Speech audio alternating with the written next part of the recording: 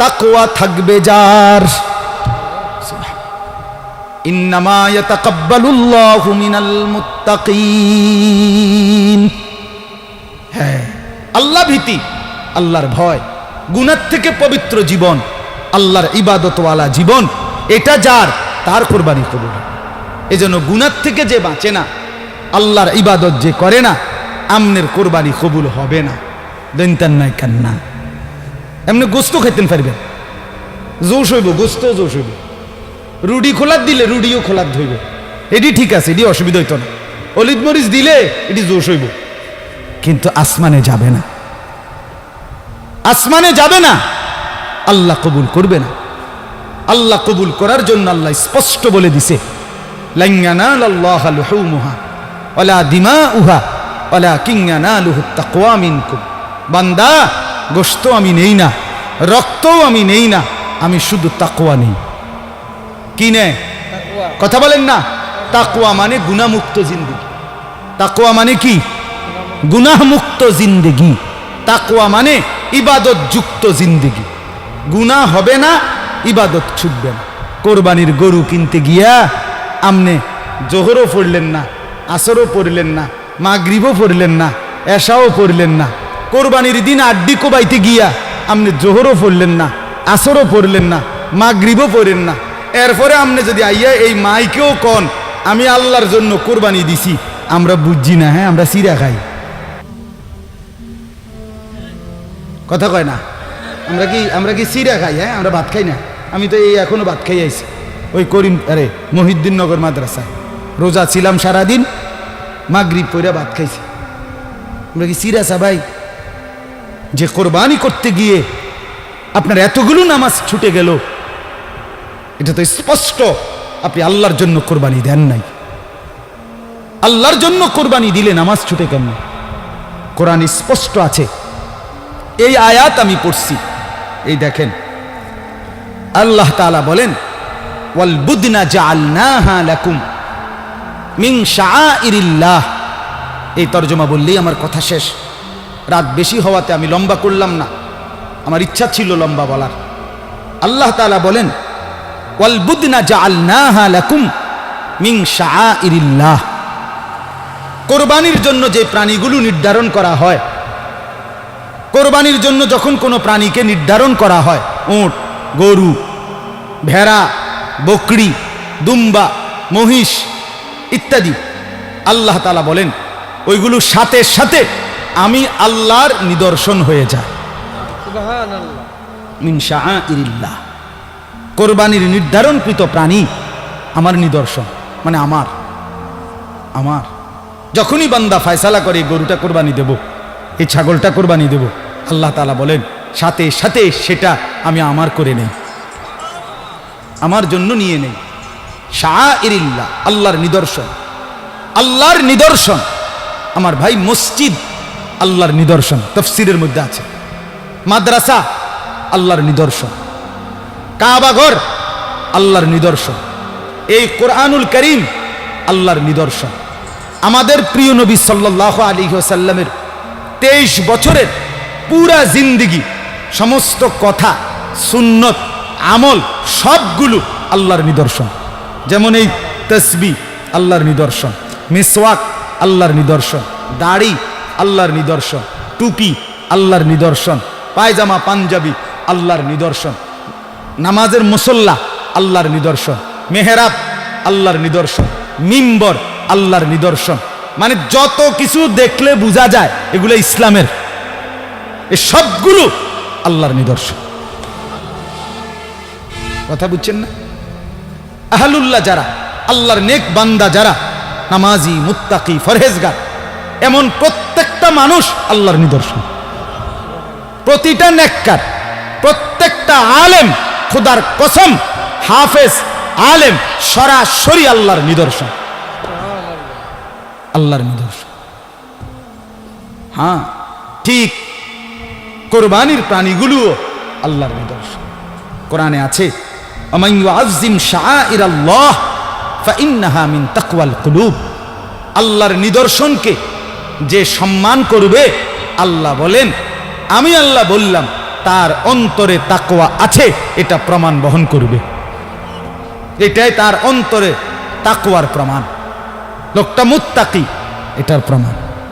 এজন্য ফাঁকে বলে রাখি, মাদ্রাসাকে ভালোবাসা এই কারণে যে এখানে আল্লাহর কোরআন পড়ানো হয়, এখানে রসুলের সুন্নাহ পড়ানো হয়, এখানে সন্তানকে হাফেজে কোরআন বানানো হয়। আল্লাহর কসম, এটা আল্লাহর নিদর্শন। আপনাদের প্রত্যেকটা ইমানদারের করণীয় আপনাদের দিল থেকে মাদ্রাসাকে ভালোবাসা। এজন্য আমার অনুরোধ মাদ্রাসাকে আমি সব সময় বলি, আমার শায়েখ বলছে, আল্লামা মুফতি মুশতাকুন নবী সাহেব হুজুর বলছে, হে বাবারা, মুসলমান ভাই বোন, মুসলমান বাবা ভাই, কমপক্ষে এতটুকু আপনাদের কাছে অনুরোধ, কোন মসজিদ মাদ্রাসার ব্যাপারে আপনার নামে যেন এই কথা না আসে এই লোকটা মসজিদের বিরোধী, এই লোকটা মাদ্রাসার বিরোধী। আল্লাহর দোহাই এমন যেন না হয়। বরং আমার শায়েখ বলেন, মাদ্রাসার সাথে 3টি সম্পর্ক যেই মুসলমান রাখবে, কিয়ামতের দিন হাসরের মাঠে ওই মাদ্রাসাওয়ালারা ওই লোকটাকে তাদের পক্ষে তাদের কাছে টেনে নেবে। কয়টা সম্পর্ক? 1, দোয়া। 1 নম্বর, যে মুসলমান দোয়া করবে আল্লাহ এই মাদ্রাসা টিকায়া দেন। 2, আতফাল, যে মুসলমান তার সন্তান বা অন্য কারো সন্তান বুঝাইয়া মাদ্রাসায় ভর্তি করাবে। 3, আমওয়াল, যে মুসলমান তার কিছু মাল সাদাকা দান আল্লাহর রাস্তায় সন্তুষ্টির জন্য মাদ্রাসায় দিবে। তাহলে দোয়া করলো, সন্তান দিল, দান করলো, এই 3টি জিনিস যে মাদ্রাসার সাথে সম্পর্ক রাখবে, হাসরের ময়দানে এই হাফেজ আলেমরা আশা করা যায় ওই ভাই ওই চাচাকে হাসরের মাঠে ডাক দিয়া বলবে, আপনি আমাদের সাথে দাঁড়ান, সুবহানাল্লাহ, আপনি আমাদের সাথে দাঁড়ান। এজন্য অনুরোধ আমার মুফতি আব্দুল কাইয়ুম ভাই ঢাকা বড় মসজিদে মাদ্রাসা, বড় মাদ্রাসায় পড়াইতেন। নিজ মহল্লার মহব্বতে এলাকায় খেদমত করবে তার দিলে আসছে, এই জন্যই আসছেন। অনেক বড় বড় ওলামায়ে কেরাম থেকে মশওয়ারা করেই এখানে আসছেন। আপনাদের কাছে আমার বিনীত অনুরোধ, প্রত্যেকের কাছে অনুরোধ, এটা আল্লাহর নিদর্শন।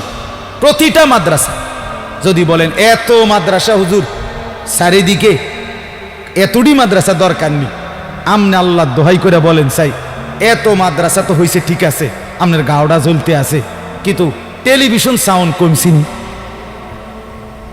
কথা কন না কেন, বিড়িখানা কমছিনি, গান বাদ্য জিনা ব্যভিচার মদ জুয়া কমছিনি। তো তাইলে এমন যদি হইতো যে হুজুর মানুষ তো সব জোনায়েত বাগদাদি হয়ে গেছে, আর কি দরকার মাদ্রাসা, মানুষ তো সব আল্লাহর রহমতে বাইজিদ বুস্তামি হয়ে গেছে, আর কীর্তেন মাদ্রাসা। আপনি বলেন, 1 মাসে একটা মাহফিল হলো, 1 বছরে একটা মাহফিল হয়, আল্লাহর কথা শুক্রবারে 1 দিন হয়, কিন্তু প্রতিদিন আপনাদের আমাদের ঘরে প্রতিদিন কত ঘন্টা টেলিভিশন চলে? কথাটা বুঝছেননি আমার? বলেন তো, প্রতিদিন দুনিয়ার নাচ গান অশ্লীলতা বেহায়াপনা ঘরে ঘরে কত ঘন্টা হয়? তার মোকাবেলায় আল্লাহর কসম এখনো মসজিদ মাদ্রাসা মাহফিল ইসলাহি মজলিস দ্বীনি মেহনত এখনো অনেক কম, অনেক কম, অনেক কম। অনেক গুনাহ যে পরিমাণ, নাফরমানি যে পরিমাণ, ঘরকে ঘর ঘরকে ঘর। প্রতিদিন কল্পনা করেন কয়জন মুসলমান ফজরের নামাজ পড়ে আর পড়ে না কয়জন? বলেন না বাপ, এই ছেলেরা বলো না ভাই, আজ কতদিন হয় ফজরের নামাজ পড়ো না? কতদিন হয় তুমি বলতে পারো না ভোর হয় কখন, সূর্য উঠে কখন, রাত শেষ হয় কখন? কিতাবের মধ্যে আছে সকালবেলা ফজরের নামাজ পড়ে না যে ব্যক্তি, রাস্তার কুত্তা পর্যন্ত তারে দেখতেও চায় না। রাস্তার কুত্তা আল্লাহর কাছে বলে, আল্লাহ এমন বেঈমানের আমার সামনে পালায়েন না, আমার সামনে ফেলিয়েন না। হ্যাঁ, তাইলে বলেন না এখনো কি পরিমাণ মুসলমান নামাজ পড়ে না? বাজারের কয়টা দোকানে নামাজের ওয়াক্তে দোকানদার নামাজে যায় আর কয়টা দোকানদার যায় না?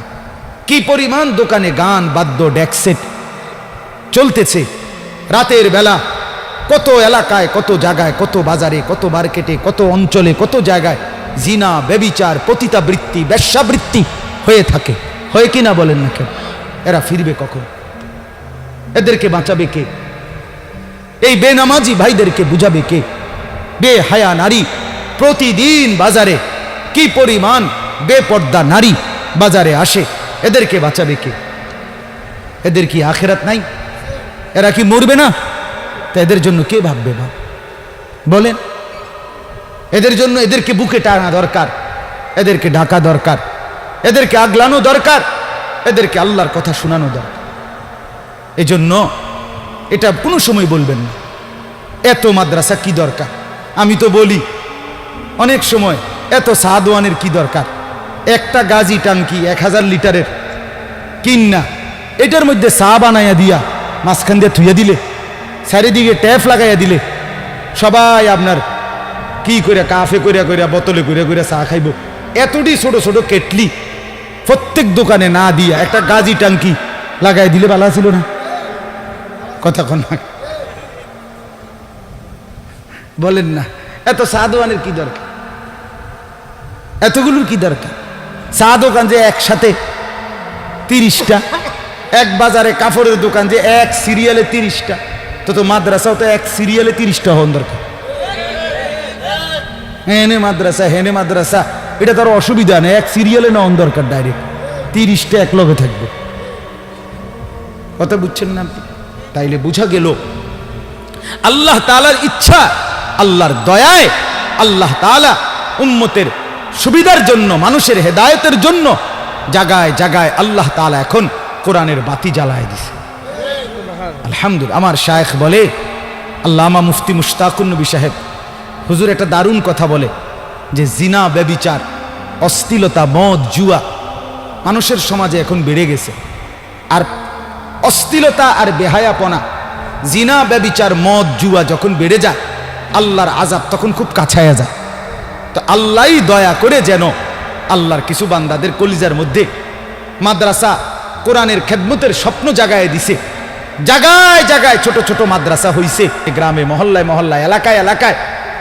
রাত 3টা বাজে, 4টা বাজে, এই হেফজখানার বাচ্চারা যখন, মানুষ সব ঘুমায়, গাফেল আর নাফরমানরা, তখন রাতের 4টা বাজে 8 বছরের 10 বছরের বাচ্চা যখন আল্লাহর কোরআন নিয়া হাফেজ সাহেবের কাছে বসে, আল্লাহর কসম আল্লাহ তাআলা তখন বলে, হায় আমার নাফরমান বান্দারা, তোদের অশ্লীলতা বেহায়াপনার কারণে চেয়েছিলাম আযাব দিয়া তোদেরকে ধ্বংস করে দিতে, কিন্তু আমার মাসুম বাচ্চারা যখন আমার কালাম কোরআন নিয়ে বসছে, যা তাদের বরকতে তোদেরকে মাফ করে দিল,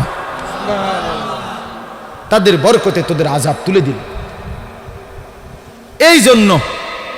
এই জন্য চতুর্দিকের এই মাদ্রাসাগুলো আপনাদের নিরাপত্তার জন্য, আপনাদের বেঁচে থাকার জন্য, বেঁচে থাকার জন্য। আজকে মুসলমানের ঘর মুসলমানের জন্য নিরাপদ না। কি অবস্থা! আমার নিজের ঘরে টেলিভিশন চলে সারাদিন সারা রাত, নিজের ঘরে আপন ভাই সারা রাত উলঙ্গ ছবি দেখে, আপন বোন সারা রাত অন্য ছেলের সাথে অশ্লীল আলাপ করে, আপন মা বেপর্দা ঘুরে, আপন বাপ বিড়ি, সিগারেট, মদ, জুয়া, গালি গালাজ, হারাম উপার্জন করে। তাহলে আপন ঘর এক মুসলমানের জন্য নিরাপদ হইল? কে বুঝাবে আল্লাহর কথা?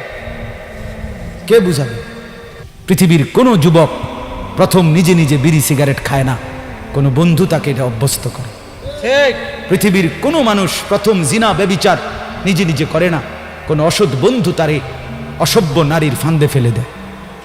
পৃথিবীর কেউ কোনোদিন মদ জুয়া নিজের থেকে শুরু করে না, কোনো অসৎ সঙ্গী তাকে প্রথম বলতে বলতে তারে মদ জুয়ায় অভ্যস্ত করে দেয়। আপনি খুঁজে নেন ইতিহাস, এটাই বাস্তবতা। এই জন্য রাত গভীরে তোম করে বললাম, ভাইয়া দিনকে ভালোবাসেন, এই মাদ্রাসাগুলো আপনাদের আপন, এই মাদ্রাসাগুলো উম্মতের আখেরি ঠিকানা, এই মাদ্রাসাগুলো উম্মতের শেষ মার্কাজ। মাদ্রাসাগুলো যদি না টিকে, মাদ্রাসাগুলো যদি না থাকে, বিশ্বাস করেন আমার সমাজ লন্ড